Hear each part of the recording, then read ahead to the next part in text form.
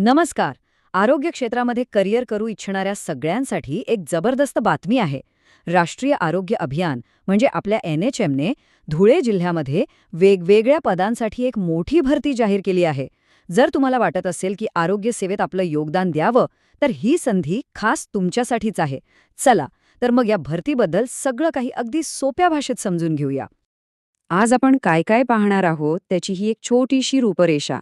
सर्वात आधी ही संधी नेमकी काय आहे ते बघू. मग कोणती पदं आहेत, पगार किती मिळणार आहे यावर नजर टाकू.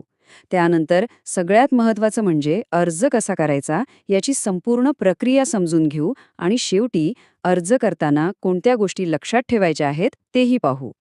तर ही संधी आहे थेट राष्ट्रीय आरोग्य अभियानांतर्गत धुळे जिल्ह्यामध्ये.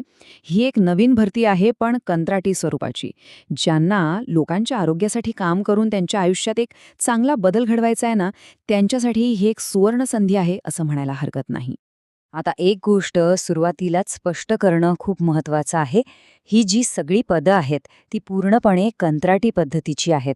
म्हणजे ही कायमस्वरूपी सरकारी नोकरी नाही, तर एका ठराविक कालावधीसाठी असणार आहे. त्यामुळे अर्ज करण्याआधी ही गोष्ट नक्की लक्षात ठेवा.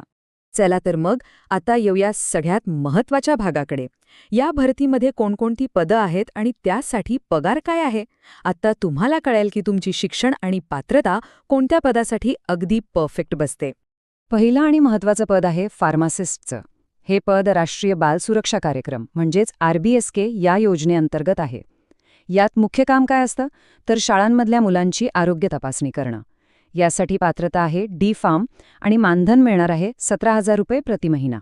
पुढचं पद आहे स्टाफ नर्स. हे पद आयुष्मान भारत कार्यक्रमांतर्गत NCD स्क्रीनिंगसाठी आहे. म्हणजे जे असंसर्गजन्य रोग असतात जसं की BP, शुगर यांची प्राथमिक आरोग्य केंद्र स्तरावर तपासणी करायची.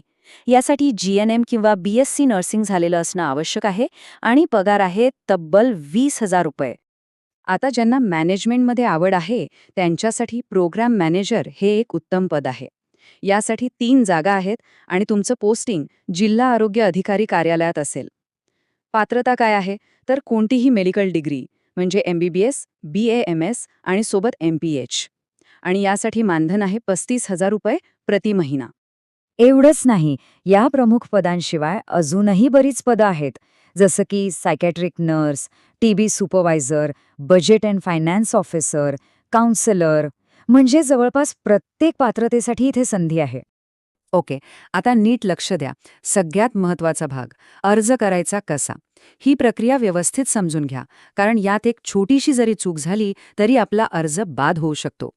ही तारीख तो तुमच्या कॅलेंडरमध्ये लगेच मार्क करून ठेवा. 17 एप्रिल ही अर्ज पोचवण्याची शेवटची तारीख आहे आणि तेही संध्याकाळी 5 वाजेपर्यंतच.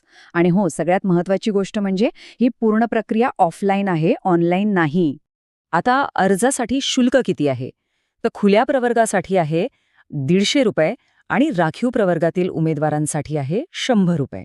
आणि हे पैसे तुम्हाला डिमांड ड्राफ्ट म्हणजेच DD काढून भरायचे आहेत.